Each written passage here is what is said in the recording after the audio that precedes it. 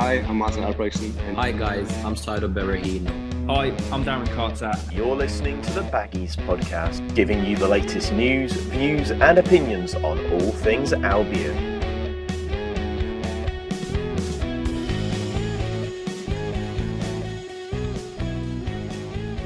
Hello and welcome back to the Baggies Podcast, where of course we're giving you all the latest news, views and opinions on all things Albion. Today we're having a little look back at the Birmingham City defeat. Of course, another disappointing defeat away from home again this season. We seem to have quite a few of those recently, and there's another one to add to the collection. But before we crack on with the episode, be sure to subscribe on your podcast platform and on YouTube, wherever you're listening from. It's great to see that you're supporting the podcast in any way that you can. But once again, we've got a returning guest on this week's show. It's great to have animator and illustrator Liam Harris back on the show this week. Liam, how are you doing, mate? Welcome back. Cheers. I seem to be on the end of away defeats, so my apologies.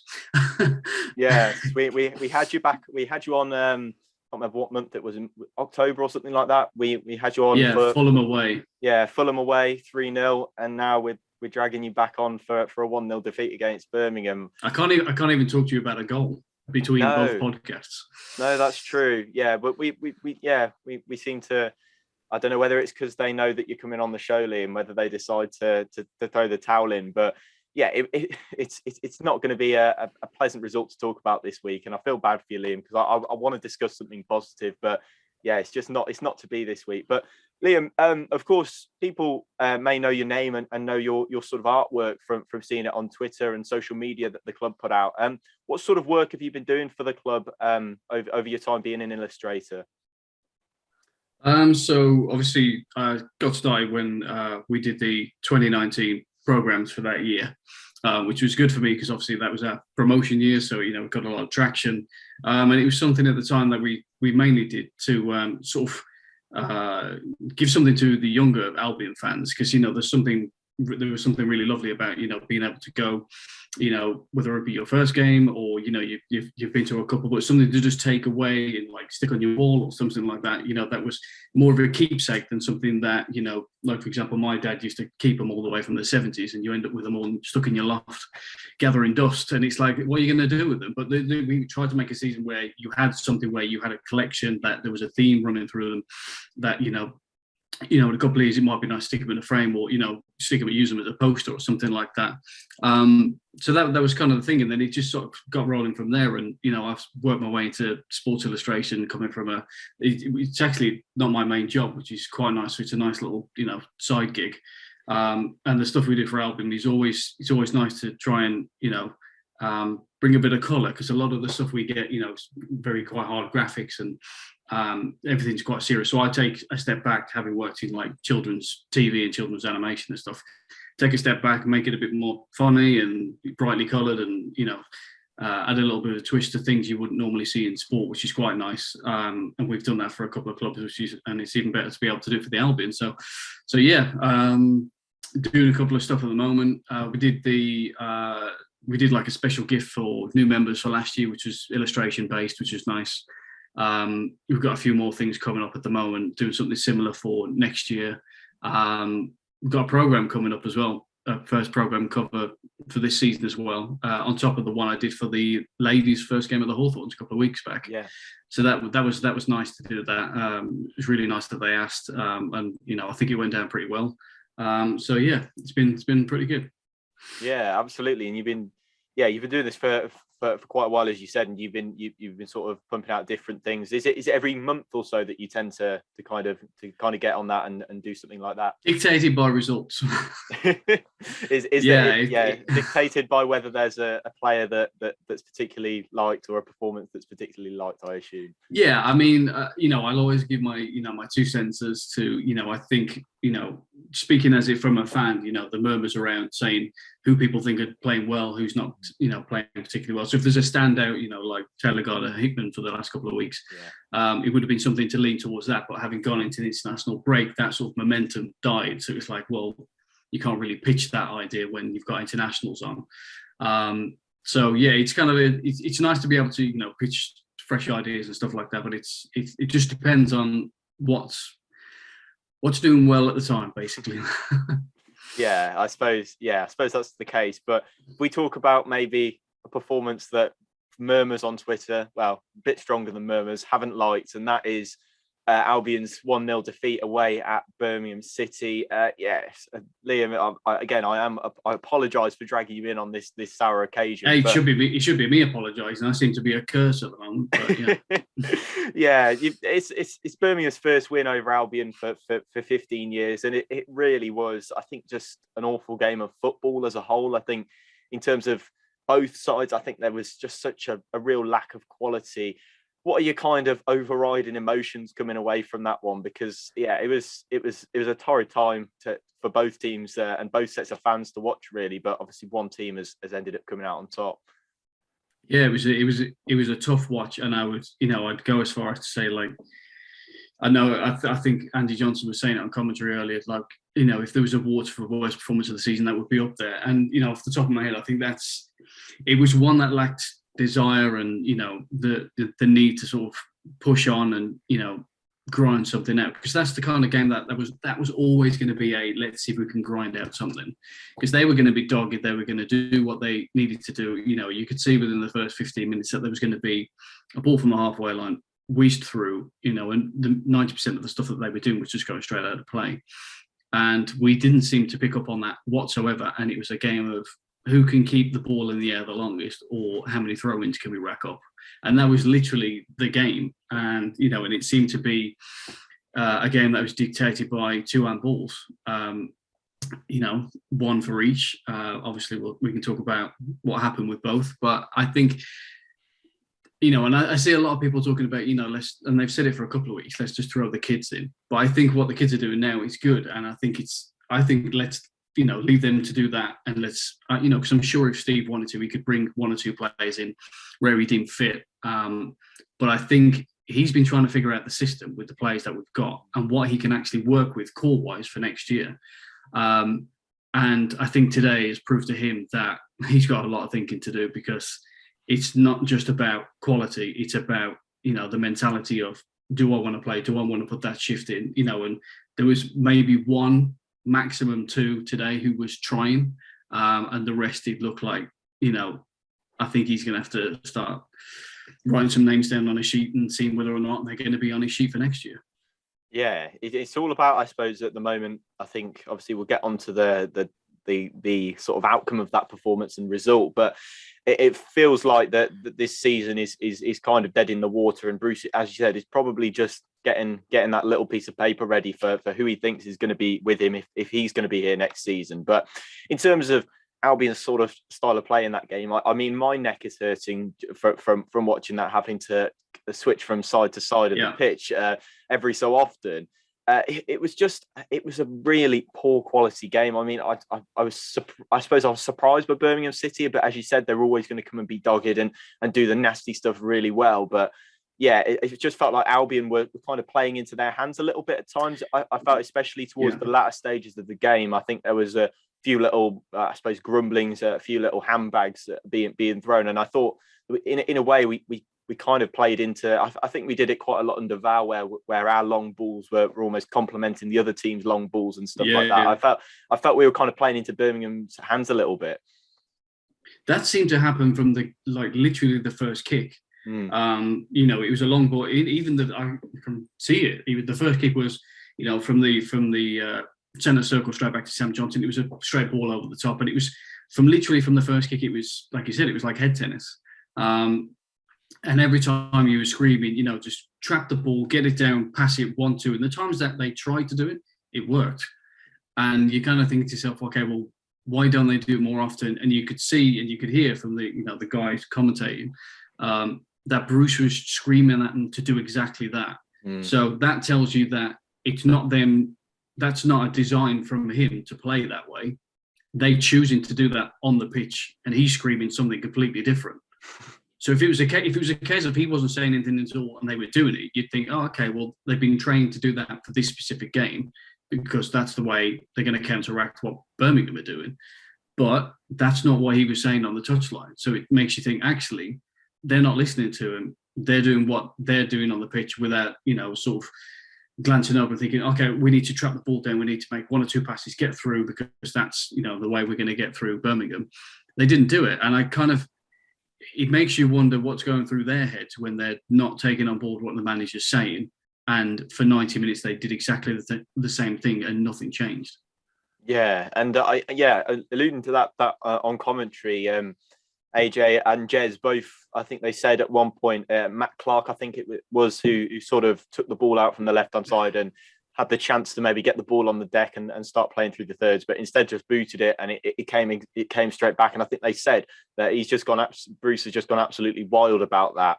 It just, I don't know, it just makes you think if the players, this is a manager with 1,000+ games in English football, who clearly knows his way about, has got 4 promotions to the Premier League. I do feel that with this group of players, if they're, I suppose, disobeying him by playing this sort of way when they actually get onto the pitch, if they're not going to listen to Steve Bruce, who actually are they going to listen to? Because I don't think there's many. I think only Neil Warnock tops him for promotions in the Championship. It's just a bit baffling as to why they wouldn't try and take things on board from Bruce, because as we've seen from the past few weeks, especially against Fulham, when they put in the performance that they need to, that they can get those sort of results that can be really defining of the season. Yeah, so that makes you wonder even more what they're thinking on the pitch, especially today, because obviously excluding the first half of Bristol City, I thought the game plan was there. And obviously Fulham, the game plan was there, and we executed it to perfection. So it makes you wonder at what point, a couple of the players tied from internationals, even though there was only a handful of them gone. Is it a case of, they got onto the pitch, realised the way Birmingham were going to play, and thought, we're not going to be able to knock this ball around? Or was it just a mass panic? Because it seemed like every ball that got to somebody's feet, it was a bang over their heads, whether it was a ball that they were facing the wrong way and they hit it backwards, or whether it was a case of it went to a fullback and it went long. I mean, I can't recall, until Grady came on, I can't recall how many times a player got it at their feet and ran forward. And even when we tried to do that, we passed the ball out. Like, there was a couple of occasions where Mo was on the wing, and I think Andy Johnson said it, we were walking on an attack when half of Birmingham's team was in our half, and we walked it, and he knocked it out of play. And I'm thinking, there's zero urgency at 0-0. It doesn't look like we want to win the game. And I think the only shot we had from range was Moat, and there was nobody around him, and he hit it into to Rose Ed. And a lot of people say, it's just one of those games. It is one of those games, but when it's one of those games, not only do you need to win, but the opposition is so poor, it just makes you ask so many more questions. Yeah, that's it. That, as you said, both sides were particularly bad, and you thought that if we just raised our game by another 10% or something, 20%, whatever that would be, there was a chance that we could get a better result. But instead, we kind of just fell into a bit of a lull and continued to, as you said, just balloon this ball over the top every time. But yeah, you mentioned the handball decisions, I suppose, the tale of two hands, as I think you put in your message to me earlier. Yeah, it was, of course, we had a penalty shot very early on. I think it was Mark Roberts who kind of, I suppose he did handle the ball. But obviously the Connor Townsend one, I think, was pretty stonewall. But the one that wasn't given, Liam, were you thinking that should have been a penalty? Obviously, in watching it live, I didn't think about it twice, really. What got me more than anything was the fact that, obviously, yes, it's a handball and it should be given as a penalty. My question is why the ref gave it a free kick the other way. Yeah. Where was like, hang on a minute. Not only was, I think it was, correct me if I'm wrong, was it Grant? There's like 3 Blues players. Grant underneath, who was being pushed down. It rolled off the top of somebody else's head onto an arm and then fell onto the floor. Yeah, he gave a free kick our way when there was not a single person around. And I'm thinking, I don't understand. If you're not going to give a penalty, but give it the other way. As he panicked, realised what he's done and gone, I've blown my whistle, now I have to do it the other way, otherwise I'm going to have to give a penalty. Yeah. And also, it was in like the 3rd or 4th minute, wasn't it? Yeah. So I'm thinking, he's probably thinking, local derby, I'm a fresh face. Can I really give a penalty in the 4th minute for something that I couldn't quite tell was a penalty, even though it looked like it rolled off his arm. But if you're going to do that, put some sort of justification on it. And nobody seemed to question why they were given a free kick. I'm still baffled. I'm thinking there's literally nothing in it.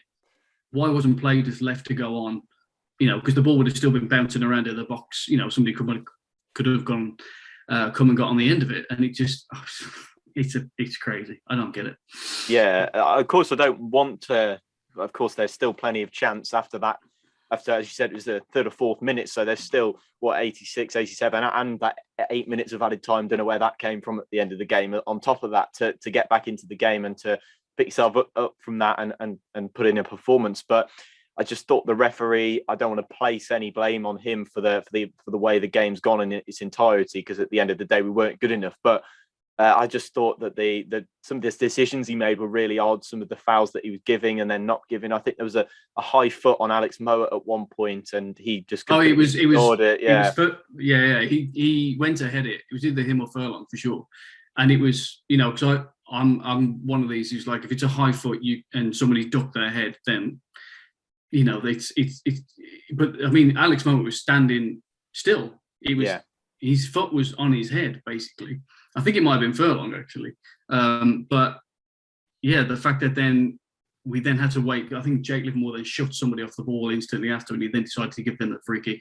It seemed like he didn't know when to pull somebody up, and everything he was doing was a second or 2 seconds too late. And by that time, he then had to make a decision, and both of those situations were wrong. And I know it's easy for a fan to sit here on the losing end and go, "Oh, we were robbed." That's not the case. Yeah. But those two decisions make a big difference. And if you get a penalty in the first, the third or fourth minute, and you score it, you then go on with confidence. And it's a case of, well, how many can we try and get in the first half, things like that. Because you saw what the goal did for them. They then started coming out, and then we had to come out. And that's what a goal will do. But instead, we then got 70 minutes of hoofball. And I still don't understand what Connor was doing either, but I'll let you bring that up. I was going on to that, but I saw suggestions that maybe he was putting his arm up to say it was a goal kick or something before the ball had even gone out. I thought the ball had gone out, which is why he stuck his hand. Yeah, because of how far the ball was travelling, I thought there's literally just those two players with nobody else around. So I thought, okay, it's gone out, and I sort of turned my head away from the screen. And obviously then they was saying, no, it's a handball. And then obviously on replay, he was on the line, and it genuinely looked like because if you're going to put your hand up that way, I think the ball's out. He was doing it like this. So he's just trying to get in the way of it. And I couldn't believe it. It was such a silly decision to make. It's the only thing I can think of that he was thinking it was out and he was trying to catch it. Because, it's like, oh, let's get on with it. Yeah. But I'm just kind of giving him just an excuse, and I might be completely wrong, but I think if anyone's doing that and you think the ball's gone out, you're thinking, oh, I'm going to try and just catch it and give it back to the keeper, because people just want to get on with it. But yeah, it's a blatant handball. But again, it's a tale of two decisions. One went our way and one didn't. But, either way, I don't think we would have deserved to come away with a point, but then neither would they. Yeah, I did say, I said whilst I was watching it, I just said, they don't deserve to be 1-0 up, but for sure we certainly don't either. It was just, as we said, we've established a game of really devoid of any proper quality. But in terms of the chances that we made, I think I've written down here that the goalkeeper Neil Etheridge, I think the only time he was really troubled himself was by his own player, which was a bit of a shaky back pass that he kind of had to control and get away very quickly. But other than that, I think the Andy Carroll chance sticks out for me, the header that went just wide. But yeah, other than that, I don't really think we had a sniff in front of the goal, and I wouldn't say they did either, really, apart from the penalty. No, not at all. There was a Bartley chance where I think Andy Johnson was saying, "Oh, if you did put more power and direction on it," but then again, you're asking a lot from somebody to generate all power when you're standing still. That is incredibly difficult. But then the weird thing about today is that normally we can criticise confidence, and that's what we've been lacking for so long, was any rhythm, any confidence. And we've been building that the last couple of weeks. You'd think after a 1-0 win against the leaders, a 92nd or 94th minute equaliser away from home to keep those, promotion hopes alive, that you'd be coming into this thinking, it's not a confidence issue. And to be honest, it didn't look like a confidence issue on the pitch, because it just looked like they couldn't care, which is different to what we've seen, which is they're trying, but they just don't have the belief in themselves to do it. Today was different because it looked like they were all there, but they just didn't want to do the job. And the only two people I can probably, call upon and say they were okay was Ajayi, who from the start looked like he wanted to do something and prove himself, because he's been pretty good of late, and Livermore. But Livermore can only do so much. He can trap the ball, get it, and give it to somebody else. But if that next person doesn't want to do that next bit, it makes what he's done irrelevant. Yeah, and it just ends up coming back.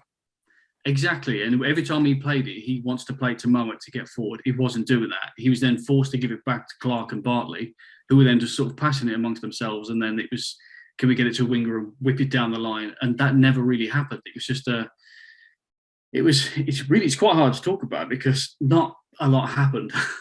Yeah.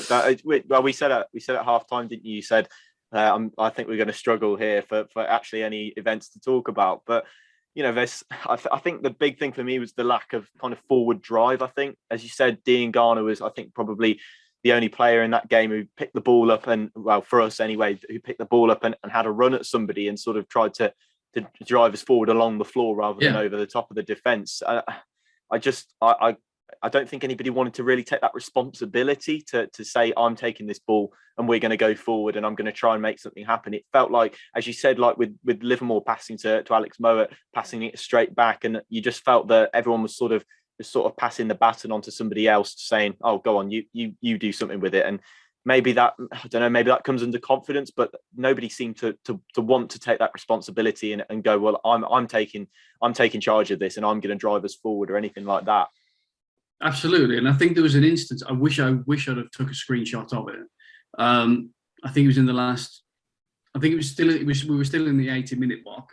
And when Garner was on, he was running and he'd driven past a lot of players and he got sort of to the byline on the right-hand side. And on screen, there was 7 Blues players and Grady Garner. Yeah. Not a single Albion player near him. Bearing in mind, he's in the final third of the pitch attacking. He's having to run away from goal because they're all following him. You've got their back four and the middle three of Birmingham all standing around him, not a single Albion player in sight. And I was like, mental image-wise, I was like, screenshot. That sums up today. Is the fact that anyone who was sort of in a position of any real significance and threat, there was not a single person around them to help.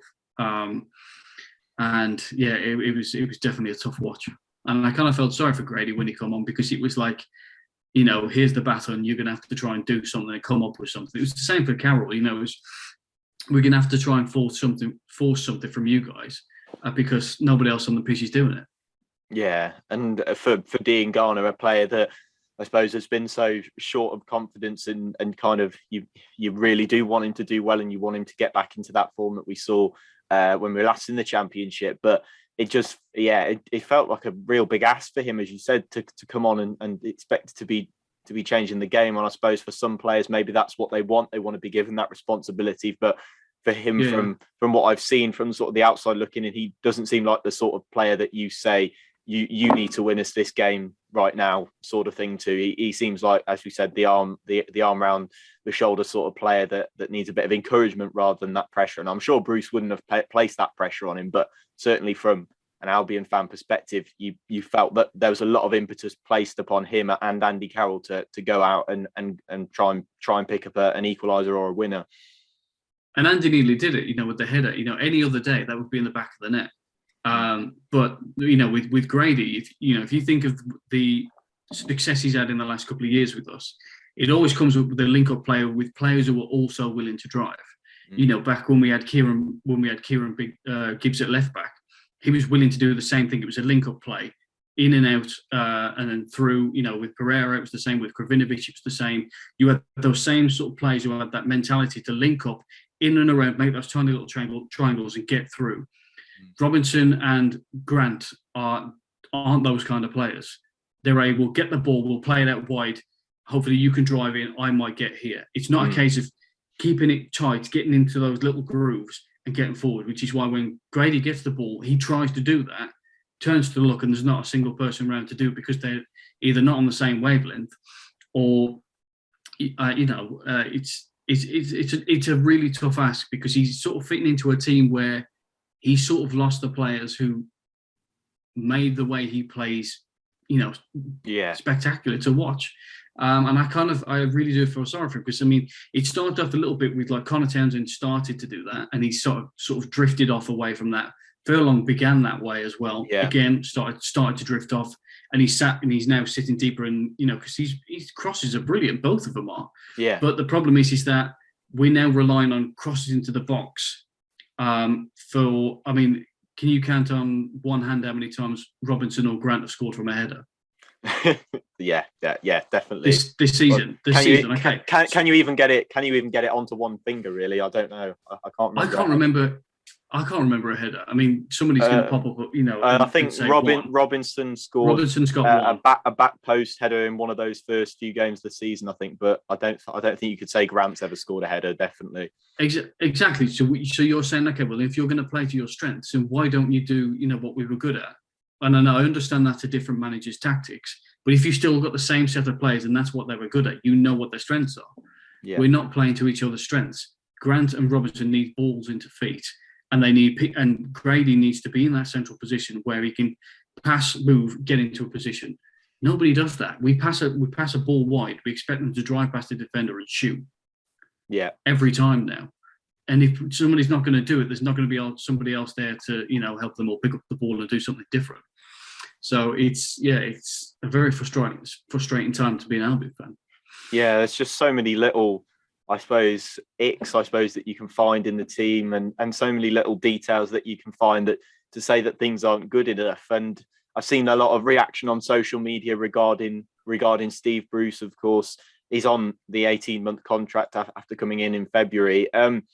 Well, yeah, I suppose, is he the answer, Liam? Would you like to see him maybe stay on next season? Would you like to see him continue or perhaps have a little go at a rebuild in the summer? Or is it maybe, in your opinion, time to start afresh? I still think it's too tough to say. And I think today, he's shown signs that he can pick people's confidence back up. I think the confidence was lifted and there was a period of 3 or 4 games where it looked like, okay, that Albion team might be back. The problem is that it seems to be more and more of individuals rather than team, which is a shame because it seemed like we were a really tight and well-connected team at the beginning of the season, and it sort of drifted off to being more like personalities, which is a real shame. And I think if they're going to start to wander, he's going to be left with a really big task to rebuild in the summer, and especially if we don't get promotion, you're then relying on loans and smaller fees for transfers. And it's like, well, okay, who are you going to replace these technically really good players with that are actually going to, pull up their boots and do the job that he needs them to do, and also be the players that are going to get the best out of them. Like if we keep, obviously we've still got Grady, but who are you going to get who's actually going to make him, be the Grady we've had before? And likewise, Jake's not getting any younger, and I'm a big advocate for Jake because I love the way he plays football. I know a lot of people hate the fact that he seems to get sent off every other game, which he does. But the one thing you can never, he never doesn't do. He always puts it in 110%, whether it's in a challenge, a header, tries to get the ball back and make that play. He did it today, and that's why I said he was sort of one of only 2 people who stood out. But if you're going to do that rebuild, it's looking more and more like he's going to literally have to rebuild from the ground up, and whether or not we're going to have the budget for that, or be in a position to do so, no matter who the manager is who comes in, they're going to struggle.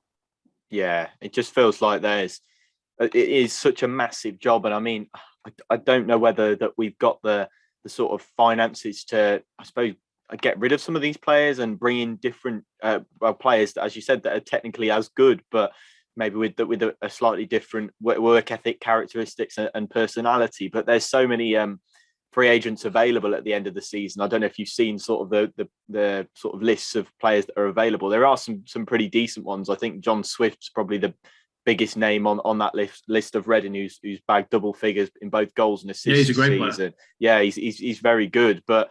Yeah, I just feel there's shifting a lot of these players if that's what's to be done, and I think that has to be done. And I think Bruce has probably seen enough to do that. I think there's it's going to be difficult to find, I suppose, a purchaser for a lot of these players who if all you have to do is take a look at some of the performances this season and seeing how sort of on and off that they've been to see that they can't really generate that consistency, whether that be in their confidence or their performance levels. Yeah, no, I completely agree. And I think we've got a lot of talents coming through the youth as well. And people saying it's good to give them a go. And I think Bruce will look at that in the summer and think, okay, well, who can actually come and do a job? Taylor Garner-Hickman is a breath of fresh air in this team, and he said so himself. And it's been really good for us fans as well, especially with him being a local boy. But I think our midfield really need to refresh. And like I said, Jake's not getting any younger, and I'm a huge advocate for him. But we're only ever going to come up against teams who've got whippets in the team. We're going to skip past us.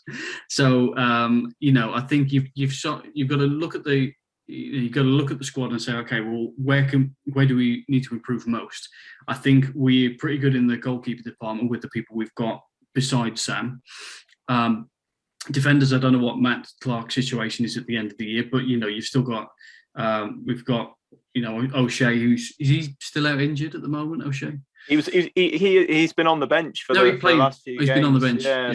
I wonder why he hasn't been given a game, because as we've seen, he's definitely more than capable. But Bruce sees him as a future captain, so hopefully we can see him getting involved more often. I actually think he might get a game midweek now, because I think as great as Furlong's throws are, and as much they can cause panic and chaos in the box, I think we're missing that. I don't know, that we're just missing a bit of grit at the back. And the thing is, Townsend used to do that, and it seems like the last couple of months, that determination to just get in. I mean, there was one today where it might have been, I can't remember who it was, a couple of people were backing out of challenges. And I was thinking, 6 months ago, you wouldn't have done that. You'd have just gone through them.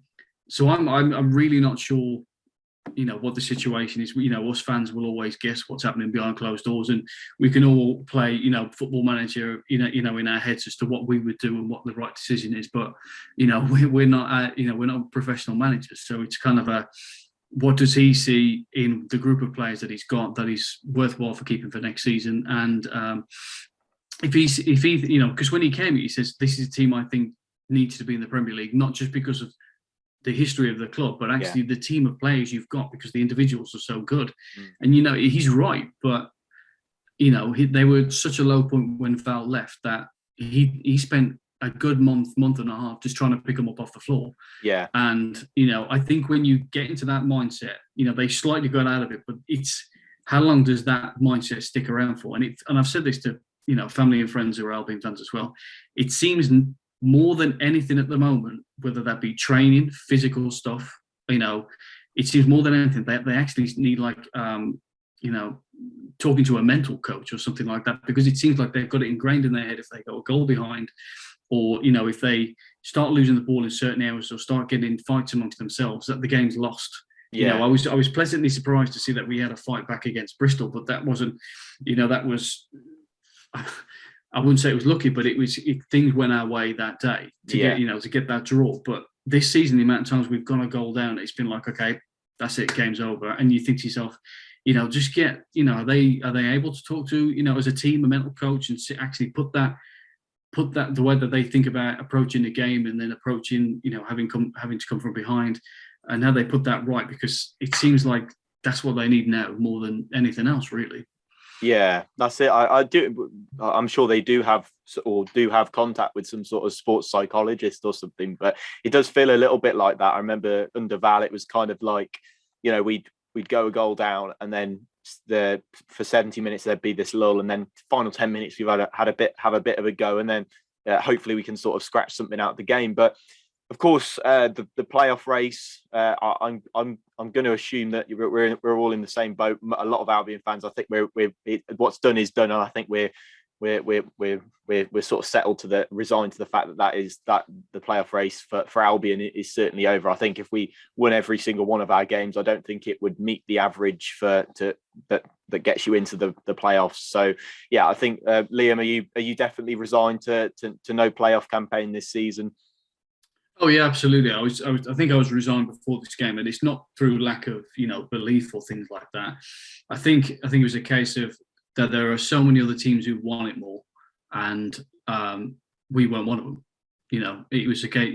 We've showed up for 2 or 3 games, but the belief in other teams at the moment, I just didn't see half of them dropping points. If you look at the likes of Luton and Middlesbrough and Sheffield United and teams like that, yes, some of them have an off day, but consistently they've been winning. They've been picking up points. If they lose one game, they come back and win the next week, and that's not been the case with us.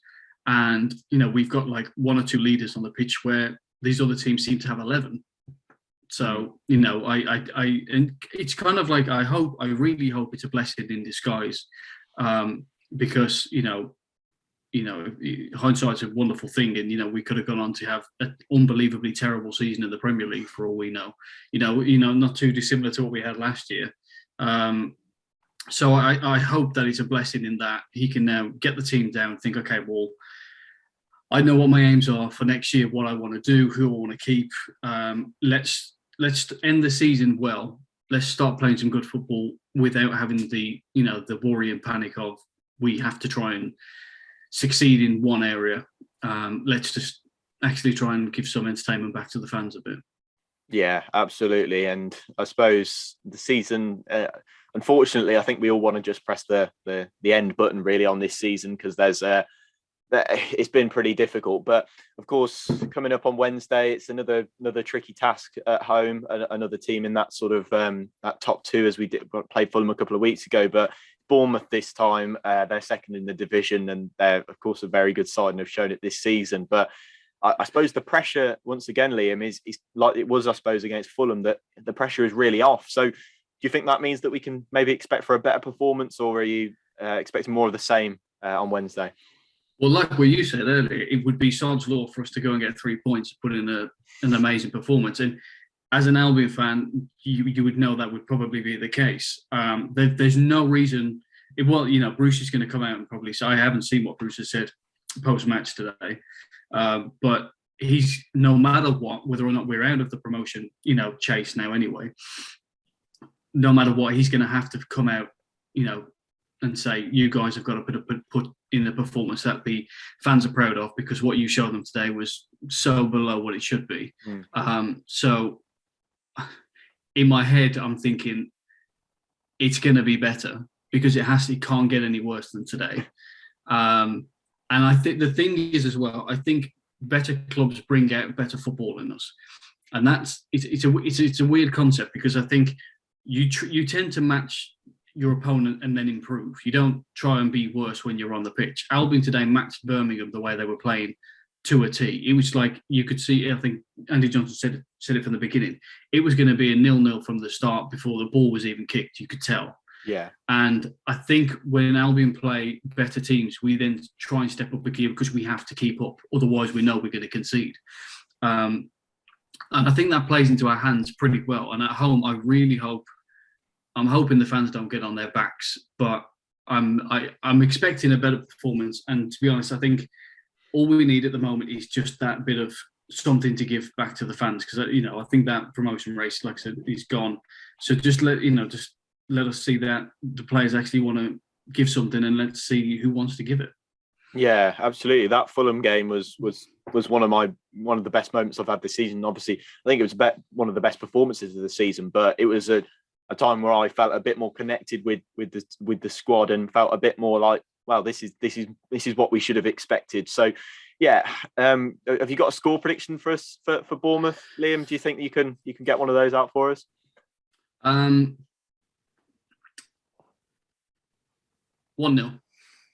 to Albion. Yeah, and I think it'll be a corner. Who's going to score? Bartley. Yeah, he did put. Did you see I'm sure you did, but did you remember the crunching tackle he put in today? I can't remember who it was on, but he went like a steam train through somebody. I can't remember where. It was like in the middle of the pitch. The ball went between two players and just came through. Yeah, I don't know why that.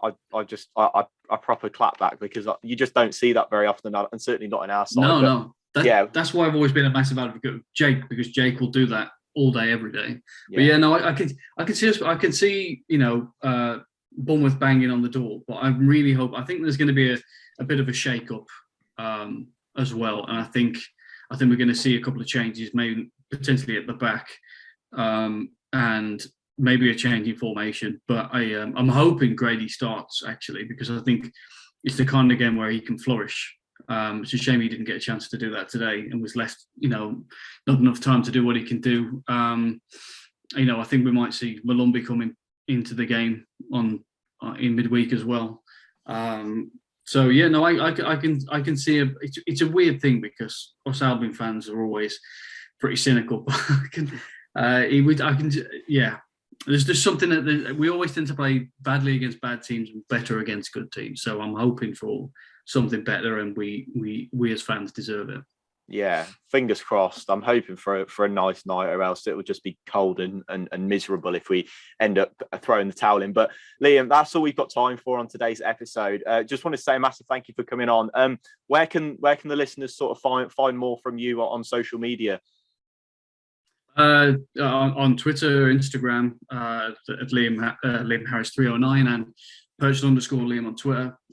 But yeah, I've got a piece of work coming out for the Stoke game because it's Albion Foundation Day. So the Albion Foundation will be around the ground raising money for the Albion Foundation to raise money for the power chair team, and there's some new chairs and things like that. So it'll be a nice day.